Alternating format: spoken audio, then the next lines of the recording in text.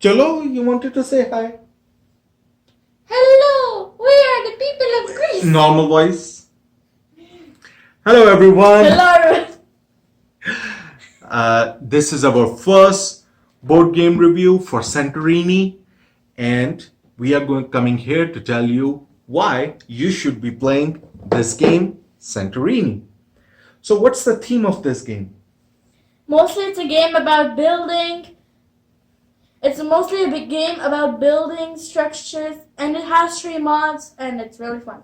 Yes, it's a game about building the city of Santorini, the beautiful white city of Greece with the blue domes.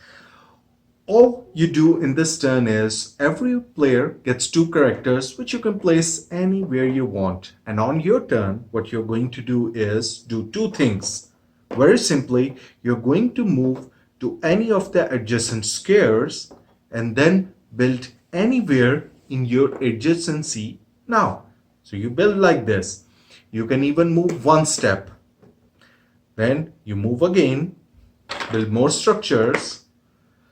Whichever character you move, only that character can build. Then the other player goes and he builds something. Then you can move even and build on top of existing structure till you have a 3-story building. You can never jump on a 3-story building, or you can only jump 1 story above you. So first you will have to build like steps so that you can climb, and whoever reaches the 3rd story is the winner. It's as simple as that. But as soon as someone builds the 3rd story, if it was my turn, the blue player might come here and build a dome to stop me. So as long as any story has a dome, that gets blocked and nobody can stand on top of it. Because it kind of acts like a slippery slide. And nobody wants to go on a slippery slide. Yes, but it looks beautiful also. So that's very basic. The game, it's like chess, but you can teach it to anyone in 2 minutes because you all have the same moves. You move, you build. You move up, you build again. And until someone reaches the top story, as soon as someone reaches, the game is over. So that's about it. I think we are done teaching you the game. That's so easy. No, No? no. Why it's not easy? Because we have an extra catch of having gods and Yes. goddesses. So now, even though the builders of Santorini are building the city, you can add these. This is perfectly a fine game for kids. They can play like this. But if you want more flavor, then it comes with a plethora of god powers. Now, the gods have taken an interest in this game as well, or children of God. And what they are actually doing is they are giving different kind of blessings to each player. So each player gets one of these powers, and that's going to actually break the game. Just look at these beautiful artwork. So these are big chunky cards which don't need to be this much big, but they are here for the beauty. So, and the top picture again has nothing to do with the game. It's just there for beauty. It's actually the bottom part which tells you what's this player's special power.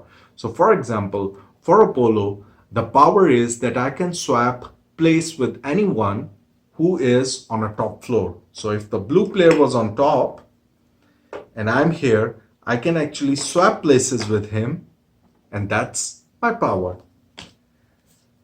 And what Ishal has is Athena, and her power is that if on her move she actually went up, then no other player can jump up. And that's how the rules of the game. So for this whole game, these permanent powers will remain with us, and that's how the game changes. By using all of these, the rules of the game change slightly, and that adds a whole lot flavor. Now these 2 gods which I showed you are very simple gods. Then there are more complex gods like Bia and Medusa. Now what these gods can do, for example, Bia actually kills the other players. So what Bia can do, if some player is standing here and this is Bia, she's going to move in that direction, and if the other player is in the same direction, she can actually kill the other player with her axe. So she runs and kills. So you always have to make sure that you are never one space away from Bia to save yourself. Really horrible. Horrible, horrible Bia. Medusa also has a killing power. What she can do is that if Medusa is on top and someone is down here, she goes on top, she can make this character out of stone, very Medusa like, and it will turn into a stone creature, which will be the stone building, and your player dies. So, in this way, again, a lot of variety in this game which you can do. So, tell me, Shal, why do you like this game? Well, I just like this game because of the designs. It's really cool. Yep. And The miniatures are really beautiful, really cool. and because myself, I love the history of Greece. It's always been my dream to, I'm not exaggerating. It's already been my dream to travel around the world and see what countries look like. And I'm really interested in culture, especially Japanese culture. But this game has nothing to do with Japan. Yeah, but still, I can learn about Greece culture, and that's why I like it. Well, at least the myth of those, the different powers. Well, the thing I like about this game is it's very simple to teach. The components are beautiful. The game looks beautiful on the table. But the bad thing, these symbols are never very clear to anyone at the bottom. So you will always need to keep this big book, big manual handy with you to actually always reference. There is always a number given at the bottom so that you can always refer to it and actually read it out. So before you actually give the cards out to anyone, you have to read the powers so that they can make an intelligent decision of which card they want to pick out of the very few that you take in the start.